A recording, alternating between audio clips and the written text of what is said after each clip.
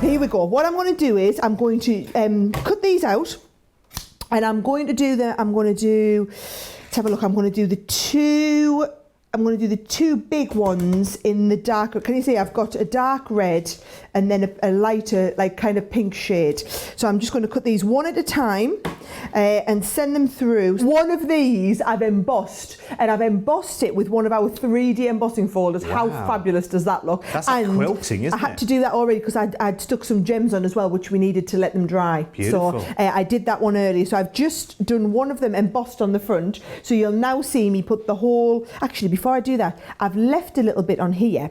And look what I've done here. This little bit that gets left over, you can cut that little bit. This is where it comes in so handy, having your Gemini Mini, because look, that will then literally squeeze through your Gemini Mini, and you can make the belt ready to go on the front of the little elf's top as well. And remember that, so that die that's going through right now, I mean that's got a dual life as well. Well, many more than two as well, because that's actually Santa's belt, isn't it? Santa's belt, little elf's belt. Yeah.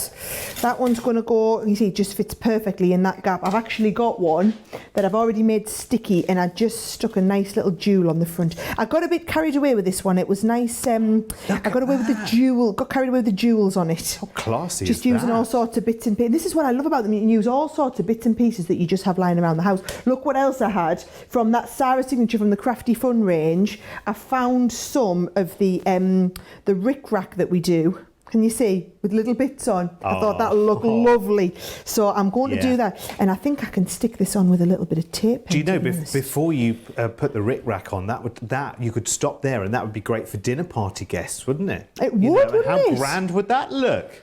And I'm going to just stick that behind there so that it's kind of like all, can you see, it's all kept in place there. Oh, maybe put a little bit too tight. There we go. And they're just going to stick. So there it's good. I've done all my decoration to the front panel before we go ahead and stick this together now. There we go. So I'm going to just stick these in place like you've seen me do with all the other ones. There is my box ready to go together, you see. So that's going to just bend, these two pieces bend. These two pieces are just going to bend and shape up. And you see, it takes seconds. That's what I love about each of these, Derek. It literally takes seconds to put these together, which is why if you are doing loads of them as like, let's have a look, I'll just squeeze you out there. If you are doing a lot of ones that are, you know, for advent calendars or things like that, you don't mind because they don't take that long to do. So there's the bottom of my little naughty elf as he was, right? Mm-hmm. Let's do the rest of him. So with the elf one, you see, this is going to be his face. We're going to need his little eyes, nose and mouth and whatnot.